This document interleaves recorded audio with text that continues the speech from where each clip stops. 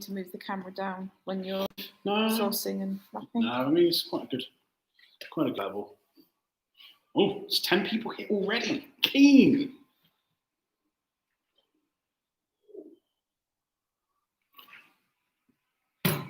Told you, people are catching up. There we are. Right. We are just waiting, still waiting for these ribs to cook. Can I have a top up, please? Of course you can. What's that?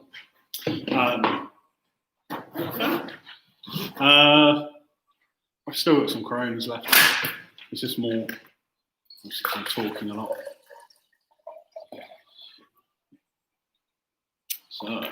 So can people hear you? Yeah, we've got the. I'm pretty sure people can hear us. The little green dots are going, so it seems okay. This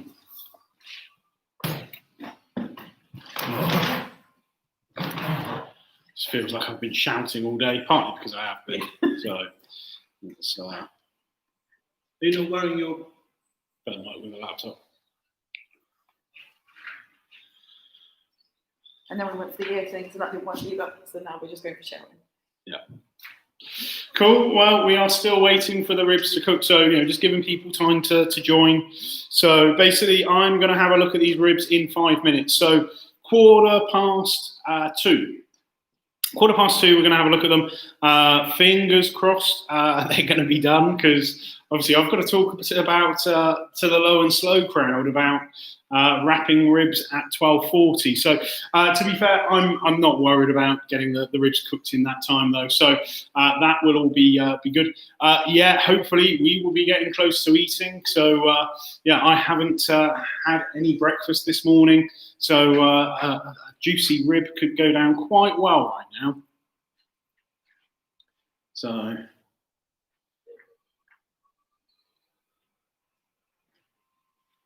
yeah, we're just giving people time to join. I am going to put my gloves on now because my hand's quite cold. So yeah, 2:40 was just a time to sort of let everybody join. Oh, sorry, 2:40 is when the low and slow people are going to be wrapping. So people, if you're cooking in the oven, no, you're all good. But people cooking low and slow ribs, they'll need a bit longer. Obviously they're cooking cold, at a colder temperature, so they need a bit longer to set the bark. So, how we're going to basically get these ribs fully cooked in the time that it takes for the low and slow ribs to get wrapped. And that's why we do hot and fast for competitions.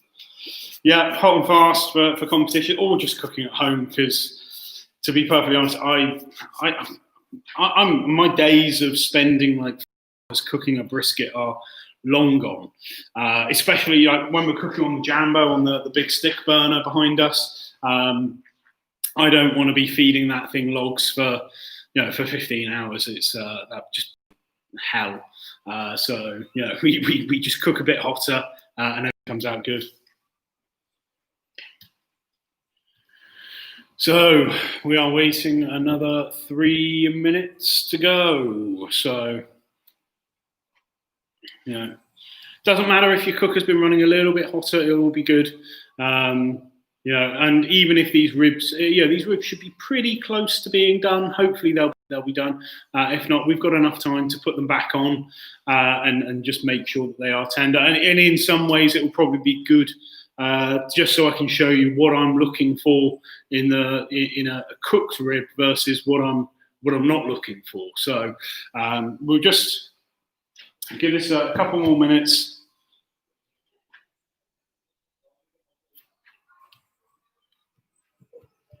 So I have seen on the Facebook event, people have already been talking about sides to go with them. So what sides are people cooking to go with their ribs today?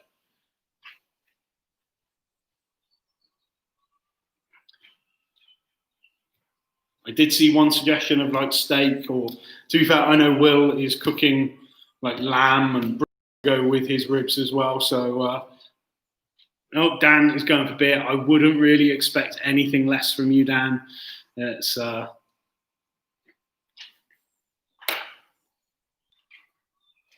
Or mac and cheese. Mac and cheese is always a good one. Although I do like a nice slaw to go with it, something vinegary just to cut through all of that richness. Corn on the cobs. Okay, somebody is doing a barbecue smoked turkey along with it. To be fair, I did a smoked turkey a couple of weeks ago, and love turkey. Turkey on the barbecue is fantastic. So Brussels sprouts, I didn't used to like sprouts as a kid, but they have sort of developed a place on my plate as I've got older. So it looks like mac and cheese is definitely a popular one with people. Well, we're just having ribs and ribs. Yeah, we're just having ribs, beer and ribs. So there we go. We're just waiting that last minute, just that little bit of extra time, just so I mean, it's not going to hurt anything. Yeah, I mean, I do like ABTs. It's but they are a pain in the backside to make when you've got to make a lot of them. So we are now at 2:45. 2:15. Sorry. So we are now at 2:15. So our ribs have basically been on for another hour after we wrap them. So now let's have a quick look and see what they're looking like. I'll grab mine off the cooker. I'll show you what I'm looking for, and then go and look at your own after I've done this. So as I'm doing it, I'm just going to open up the tin foil. And this is definitely a job for gloves, just so you don't burn your fingertips. Okay, and try and make sure that any bit sticking, just pull it to get away slightly. So, and then if I pull up my ribs, there we go. That is spot on. So what I'm doing, I'm raising them on my hand like that. Okay, and basically I can see that they're very limp. There's no spring left in them. As you see there from the colour, we've got a fantastic bark, a lovely colour all across the ribs. But they're very pliable, so they bend nicely. So these are perfectly cooked. So what I'm going to do, I'm just going to check the second rack as well and just make sure that both racks are cooked. I'm kind of impressed with myself that I've managed to do that live, and it's actually worked in the timing. So let's check the second rack.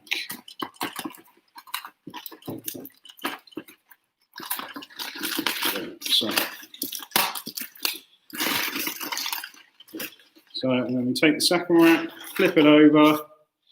So this one's still got a bit of spring in it.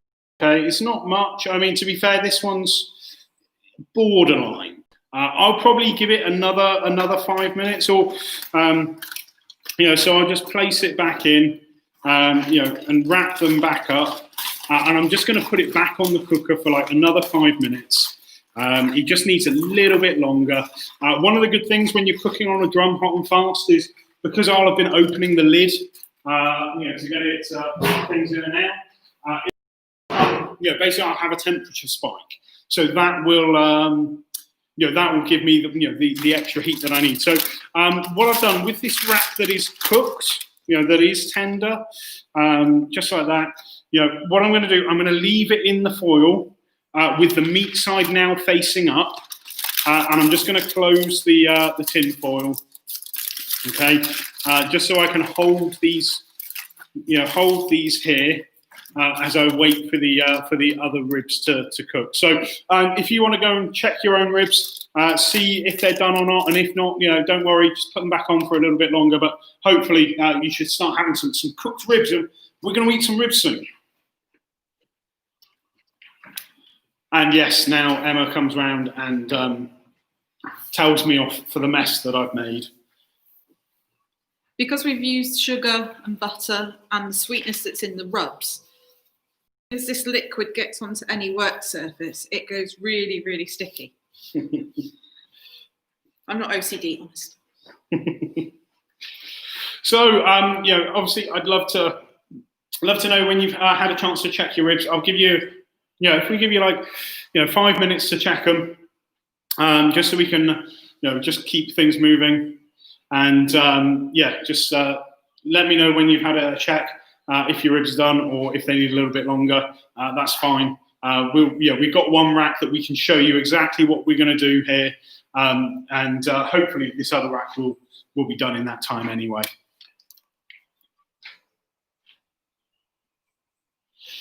Yeah, it is getting close to a beer break. It's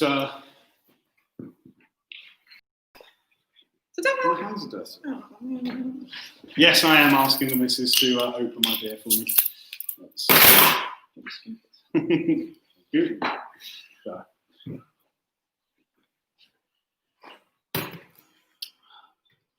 Right.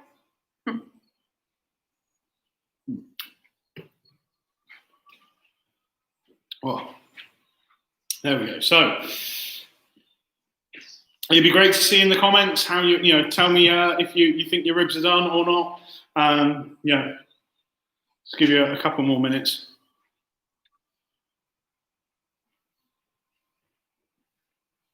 Well, actually, I should take this glove off as I'm using a fresh bottle of sauce.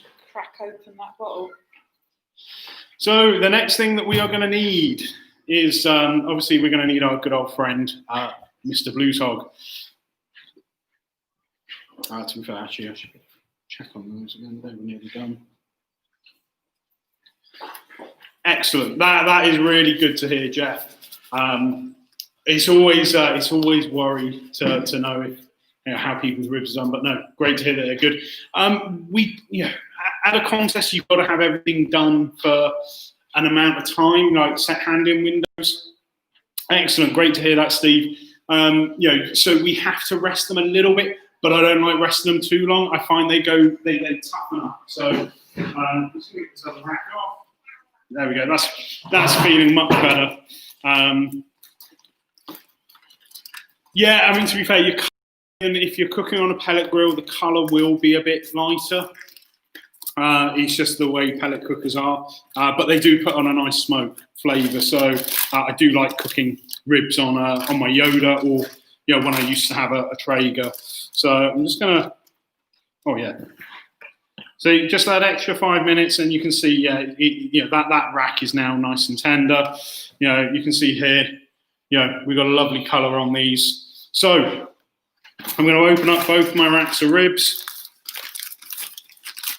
And then this is the bit where we're going to get nice and messy. So I'll take this glove off. So all I'm going to do, I'm not going to bother saucing the back of the ribs. To be fair, you don't really eat it. So this is where all of the meat is. So I'm just going to take my sauce and I'm just going to squeeze up and down. Or if you've got the jars. Yeah, if you've got the jars, just pour some of the sauce straight over the ribs. These bottles seem like a great idea, but you need 2 ounces. Just squeeze on like that. Make sure I've got enough sauce to cover the top of the ribs. And then I'm just going to take a brush, and then we're just going to go up and down, over the ribs to make sure we get a nice even coating of the sauce. That sauce layer is going to be quite thick. So what we're going to do is dip into the juice. Dip into the juice, that honey and that sugar and butter, and we're going to brush that on top as well, just to thin it down a little, and just to make them look fantastic and lovely. So same thing again on this second rack. So just up and down, up and down, up and down, get them all coated nicely, and then a little dip into the cooking liquid. Okay, just like that. And then that's it. That is our ribs sauced. I'll give you a couple of minutes of that. Normally, I would leave these to sit maybe for like 5 minutes, just to let the sauce stick onto the ribs. But just with time here, it'll be fine as it is now. So what I'm going to do, because I'm pretty hungry, and these ribs smell fantastic. What I'm going to do, I've got my cutting board out now. One thing I'm going to do, because otherwise, I don't want to lose all of my glaze onto the cutting board. So I'm actually going to sauce the board. So I'm just going to, a couple of rows like that. Basically, where I'm going to place the ribs. And then I'm going to take my rack of ribs. I mean, look at those. Beautiful, beautiful looking ribs. Nice little pullback on there. So, and then I'm just going to lay them straight down on top of that extra sauce, and then I'm going to take my knife, and I'm basically, I've got the exposed ends of the ribs out away from me, and I do this so I can actually just see how to go between the bones. So I'm just going to go in between the bones. I'm not trying to do anything fancy here. It's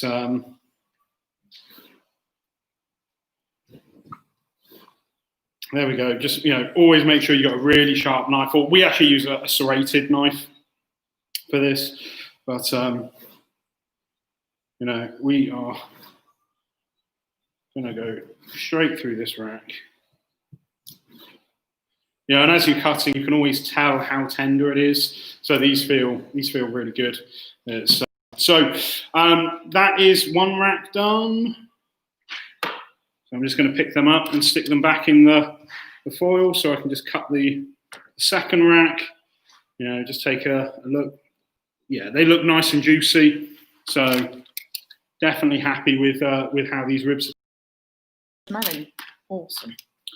Yeah, and just going to then get the second rack out. I'm just going to do exactly the same again. So we've got those lovely looking ribs.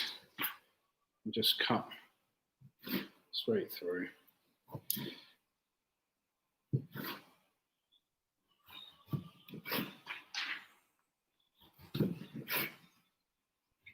So just like that, really quick and easy.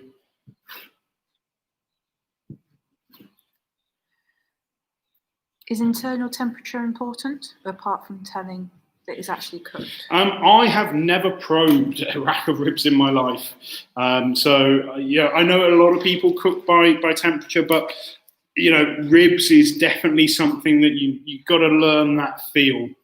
So that little bend test that I do, that is key.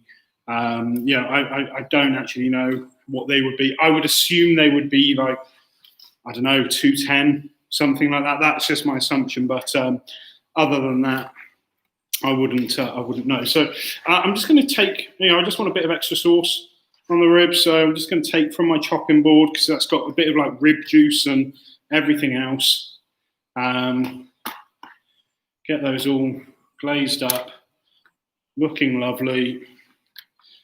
Okay, and there it is. That is time to eat. So I actually have a guest with me today. So Luke, as I mentioned earlier, is in our barn bubble. So instead of me tasting them and telling you, oh, it all tastes great, let's actually get an outside opinion. Take your choice. Thank you. I know it's a hard job. I heard the worst job I've had all week. I'm going to take one from this side. I say this every time I eat these, and it never ceases to be true. These are so delicious. This is the reason I haven't ordered ribs in restaurants for about 3 years, because the comparison is basically the difference between eating this and eating ashes. So yeah, if you've made these, congratulations, you're in for one hell of a meal. Thank you. Thanks, Ed. No.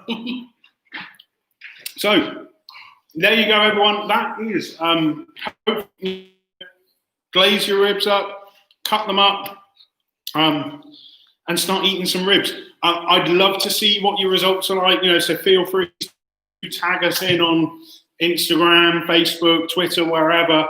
We'd love to see how your ribs have turned out. And if you've got any questions on that, feel free to get in touch. We're going to get set up now for the low and slow guys, they're only just wrapping their ribs. God, You know, we're already eating ribs. They're just wrapping them. So, you know, we're going to get set up for our low and slow, and we will come back online in a bit. Hello again. Right again.